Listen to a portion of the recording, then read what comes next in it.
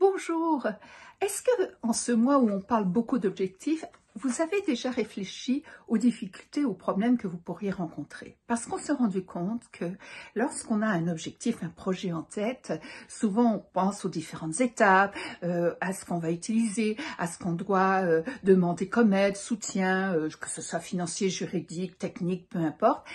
Mais on pense rarement aux obstacles, parce que ça fait pas plaisir, parce qu'on veut pas s'attirer la poisse, parce que on a des freins par rapport à ça. Mais pourtant, ça vaut la peine d'y jeter un petit coup d'œil, parce qu'une personne avertie en vaut deux, et que si vous savez anticiper les difficultés que vous pouvez rencontrer, ben, vous pourrez les prévenir, vous pourrez vous outiller pour y faire face. Et ça, c'est important. Je vous donne un exemple.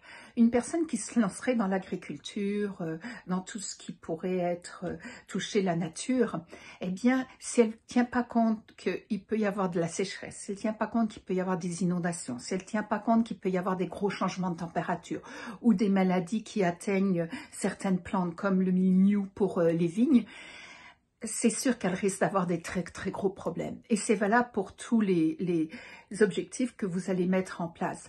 Donc, d'anticiper par exemple, des employés qui peuvent démissionner ou avoir pas assez d'employés sous vos ordres pour réaliser votre objectif.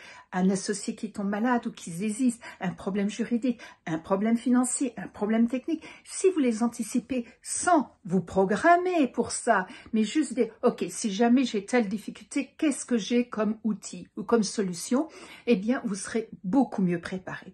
Et comme je le disais précédemment, une personne avertie en vaut deux. Donc, vous aurez beaucoup plus de chances de succès.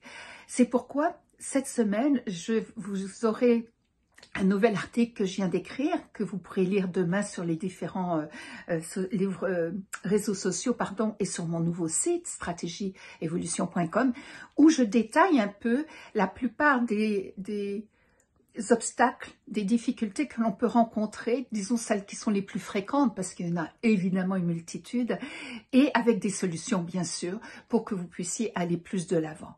Donc je vous invite à les lire, ça complétera les éléments que je vous ai déjà donnés sur comment monter un bon objectif. J'ai écrit un article là-dessus également, pour que vous ayez les différentes étapes. Là vous aurez comment surmonter les obstacles. Et je vous dis à bientôt pour de nouvelles aventures et de nouveaux projets. À bientôt, au revoir.